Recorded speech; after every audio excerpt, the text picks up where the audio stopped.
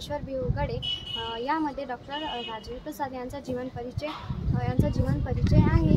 त्यामध्ये भारताच्या स्वातंत्र्य लढ्यामध्ये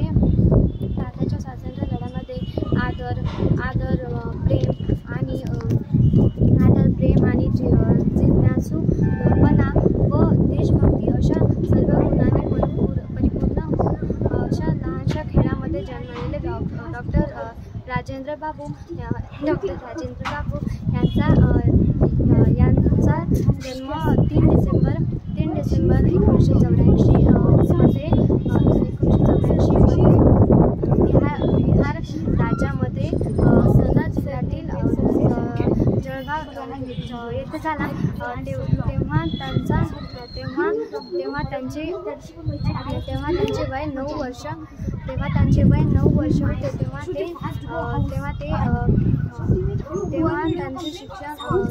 ते 9 वर्षाचे होते आणि त्यांचे शिक्षण त्यांना त्यांची पहिल्या वर्गातील गुणवत्ता पाहून मुख्याध्यापकांनी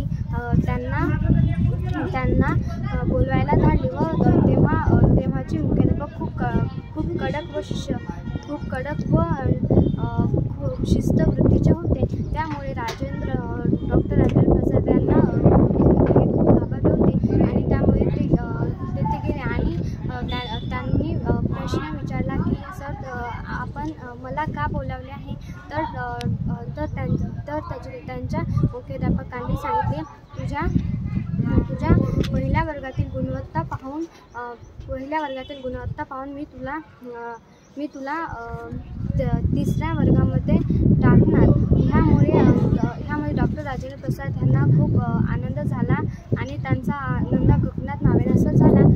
त्यांना पहिल्या वर्गातून डायरेक्ट 3ऱ्या वर्गामध्ये टाकले होते आणि अशाच प्रकारे डॉक्टर राजेंद्र प्रसाद पहिलीपासून ते शेवटपर्यंत त्यांनी आपला पहिलाच क्रमांक ठेवला आणि सन 1900 मध्ये ते मॅट्रिकला होते।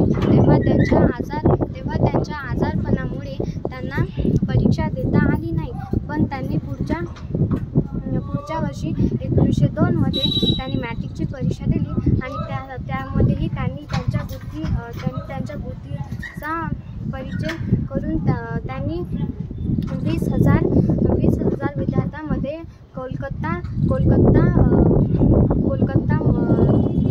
राज्यामधून प्रथम क्रमांक मिळवला आणि त्यांचा प्रथम क्रमांकामुळे त्यांना बक्षिसे व शिष्यवृत्त्या मिळाल्या आणि त्यांनी त्या शिष्यवृत्तींचा वापर करून पुढचा अभ्यास केला। तेव्हा